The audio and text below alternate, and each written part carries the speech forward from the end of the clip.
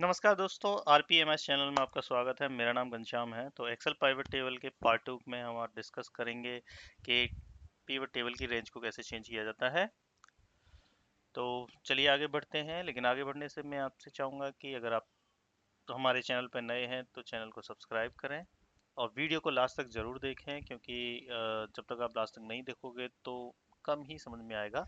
हमने अपनी इससे पार्ट 1 में पिवट टेबल कैसे क्रिएट करते हैं, पिवट टेबल क्या होती है, इसके बारे में कुछ एक्सप्लेन ऑलरेडी किया हुआ है। तो चलिए किस तरह से हम लोग पिवट टेबल पर काम कर सकते हैं, तो ये आज हम सीखेंगे। तो लेट्स स्टार्ट इट। तो अभी यहाँ पर हम देख सकते हैं कि हमारी ये पिवट टेबल है। इसमें कुछ डेटा है जो कि सेल्स 500 का डेटा है। इसको हम पिवट टेबल पर जाएंगे, इसकी प्रॉपर्टीज में शो फील्ड लिस्ट पे जाएंगे तो यहाँ पर हमने राइट क्लिक किया और यहाँ पर ये हाइड शो फील्ड होता है। इसको क्लिक करने के बाद आपको ये ऑप्शंस दिखाई दे जाते हैं। यहाँ पर आपको मैंने बताया था देयर आर 5 सेक्शन, जिसमें आपको कौन से फील्ड सेलेक्ट करने के लिए होता है। यहाँ से आप सर्च भी कर सकते हो किसी फील्ड का नाम। यहाँ आप वो एंटर करेंगे जिसमें आपको एज अ फिल्टर लगाना है। कोई अगर स्पेशल फिल्टर आपको यूज़ करना है, जैसे हो सकता है डेट के ऊपर या फिर प्रोडक्ट के ऊपर या फिर क्वांटिटी के ऊपर, डिपेंड ऑन दैट। ठीक है जी। तो अगर प्रोडक्ट के बेस पे अगर आपको देखना है तो आप इस तरह से भी देख सकते हैं कि किस प्रोडक्ट पर किस कस्टमर ने कितना परचेज किया है एंड सो ऑन। तो अभी मैं ऑल कर देता हूँ यहाँ पर। इसके अलावा अगर और यहाँ आपके कॉलम्स होते हैं, यहाँ पर आप कॉलम वाइज आपका स्प्लिट हो जाएगा जो भी अमाउंट है। यहाँ पर आपका रो लेवल में इंफॉर्मेशन होगी, जो कि जैसा कि मैंने कस्टमर का नाम दिया है तो ये रोज में नाम दिखाई दे रहा है। कॉलम्स में अगर आपको देखना है तो इस तरह से आपका ये आएगा। और यहाँ आपका आता है अमाउंट। ठीक है। अमाउंट ये दिया हुआ है, ऐसा जरूरी नहीं है कि आप अमाउंट लो, लेकिन ये वैल्यूज ही होना चाहिए, न्यूमेरिक नंबर ही होना चाहिए, हमेशा ये याद रखना। तो दैट्स हाउ इट वर्क। अभी हम पिवट टेबल में जानेंगे कि आपका रेंज कैसे चेंज करते हैं। ठीक है। तो रेंज चेंज करने के लिए आपको सिंपली क्या करना है, जैसे कोई भी पिवट टेबल है उस पर क्लिक करिए, और क्लिक करने के साथ ही आपको यहाँ पर दो ऑप्शन मिलेंगे। One is design, another is analysis. ठीक, एनालाइज सॉरी। सो डिजाइन में जाओगे तो यहाँ पर आपको कोई दूसरा डिजाइन, जो आपका मनपसंद डिजाइन है वो आप सेलेक्ट कर सकते हो। इसके अलावा भी बहुत सारे डिजाइन होते हैं, तो जो भी आपका लेआउट आप सेलेक्ट करना चाहो वो सेलेक्ट कर सकते हो। लेकिन हमारा आज का टॉपिक है इसका डेटा सोर्स चेंज करना, इसका रेंज चेंज करना। तो चलिए डेटा में हम कुछ और वैल्यू इंक्रीज कर देते हैं। तो मान के चलो मैं कुछ और वैल्यू इंक्रीज कर देता हूँ। ये मेरा डेटा है, मैंने लास्ट में जाता हूँ और कुछ डेटा पेस्ट कर दिया है। देख सकते हो हमारा डेटा हो गया टोटल इतना। लेकिन जैसे ही मैं इसको रिफ्रेश करूंगा तो आपका जो वैल्यूज हैं वो चेंज नहीं होंगी। अभी भी यहाँ पे देखिए 916222 शो कर रहा है, लेकिन हमारा अगर इसका टोटल देखें तो ये 9582 200 है। तो हमारा जो वैल्यू है, जो यहाँ पर सम है, वही सम यहाँ पर ये टोटल में रिफ्लेक्ट होना चाहिए, क्योंकि हमने और कोई फिल्टर नहीं लगाया हुआ। तो लेट्स चेंज दिस वैल्यूज। तो आपको क्या करना है, यहाँ पे एनालाइज में जाना है। इसके अंदर पिवट टेबल से रिलेटेड बहुत सारे फील्ड होंगे। तो जैसे ये आपके सेक्शन बने हुए हैं, active field, group, filter, data.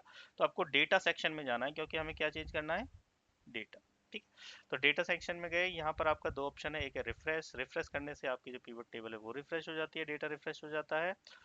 और चेंज डेटा सोर्स, ये आपका मोस्ट इंपोर्टेंट फंक्शन है। चेंज डेटा सोर्स का मतलब है कि जो इसका डेटा का सोर्स है वो हमें चेंज करना है। अभी आप देख रहे हो यहाँ पर वैल्यू दिखा रहा है A12H500।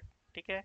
आप यहाँ पर देख सकते हो क्लियरली, यहाँ पे ये आपका शीट का नेम दिखाई दे रहा है कि शीट पर ये रेफरेंस आ रहा है और उसकी रेंज क्या है। ठीक है। तो यहाँ देख सकते हो A12H507। लेकिन हमारा जो टोटल डेटा है कब तक कितना अवेलेबल है, अगर यहाँ पर जाएंगे तो हाँ 507 था, लेकिन यहाँ है 525। तो पहले 07 तक था, अब डेटा इंक्रीज हो गया है 525। तो हमें क्या करना है, हमें सिंपल उसकी डेट रेंज इंक्रीज कर देनी है। तो चलिए 525 कर देते हैं। यहाँ पर सिंपली हमें क्या करना है, यहाँ 525, दैट्स इट। तो इसके बाद जैसे ही आप इसको रिफ्रेश करोगे तो ये आपका वैल्यू, तो राइट क्लिक करिए, इस पर रिफ्रेश पे क्लिक करिए। यहाँ पर चेक कर सकते हैं 9584 200 सेम नंबर अमाउंट के टोटल में देखोगे तो 9584200 यहाँ पर रिफ्लेक्ट हो रहा है। इसका मतलब है कि हमारा डेटा का चेंज हो गया है। एग्जाम्पल के लिए मैं अगर अभी कोई नई एंट्री करता हूँ, let's say I am creating something like that, और इसका नाम डाला मैंने ABCD laptop XYZ। I am putting this name की थोड़ा सा डिफ्रेंशिएशन हो जाए, और यहाँ पर आपका वैल्यू है लेट्स से 10,000, और ये आपका कंप्लीटेड ले लेते हैं, कंप्लीटेड की जगह ले लेते हैं न्यू, ठीक है, और ABC समथिंग। तो ये हमारी एक नई वैल्यू आई है। अब इस वैल्यू को एंटर हमें देखना है कि क्या ये वैल्यू यहाँ पर दिखाई देगी या नहीं। आप रिफ्रेश करोगे तो यहाँ पर कुछ नहीं दिखाई दे रहा, तो आप दोबारा से एनालाइज में जाइए, चेंज डेटा सोर्स करिए, और वैसे भी अगर आप कंट्रोल शिफ्ट डाउन की प्रेस करोगे तो उसके थ्रू भी आप अपने डेटा की सोर्स की रेंज यहाँ पर ऑटोमेटिकली चेंज हो जाएगी। तो यहाँ पर ये हो गई 526 एंड ओके। तो अभी आप देख सकते हो हमारी एक नई एंट्री यहाँ पर दिखाई दे रही है, और साथ में एक न्यू का नया कॉलम भी ऐड हो गया है। इसका मतलब क्या हुआ कि हमारा जो डेटा है that is available here, right. जो डेटा है वो यहाँ पर अभी दिखाई दे रहा है। ये देख, यहाँ पर आप देख सकते हो ये आपकी नई एंट्री आपकी ओपन हो चुकी है।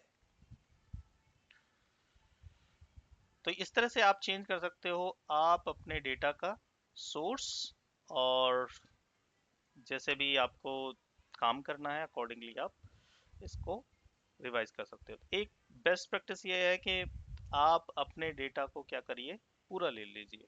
मतलब पूरी शीट का डेटा आप ले सकते हो, जितना मैक्सिमम आप डेटा एक्सपेक्ट कर सकते हो। जैसे कि आपको ये शीट आपकी जो एक्सेल है एक पूरे मंथ की है, और आप चाहते हो कि आपके पास जो इन्फॉर्मेशन आएगी वो 10,000 से ज़्यादा नहीं आएगी, ठीक है, या फिर 15,000 से ज़्यादा नहीं होगी, 15,000 से ज़्यादा डेटा कभी आएगा ही नहीं।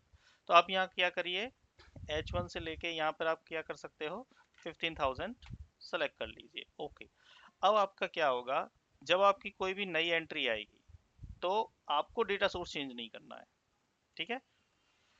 अब आपको कोई डेटा सोर्स चेंज नहीं करना है, सिंपली यहाँ पर अगर लेट से अब मैं एक नई एंट्री डाल देता हूँ, यहाँ पर मैं डाल देता हूँ घनश्याम के नाम से,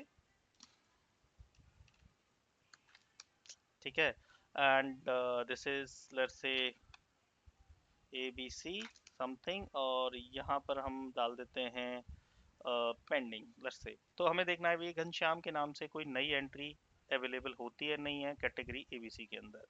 तो अभी यहाँ पर जैसे ही मैं इसको रिफ्रेश, इस बार मैं डेटा सोर्स चेंज नहीं कर रहा हूँ क्योंकि मैंने ऑलरेडी एक्स्ट्रा रेंज दी हुई है।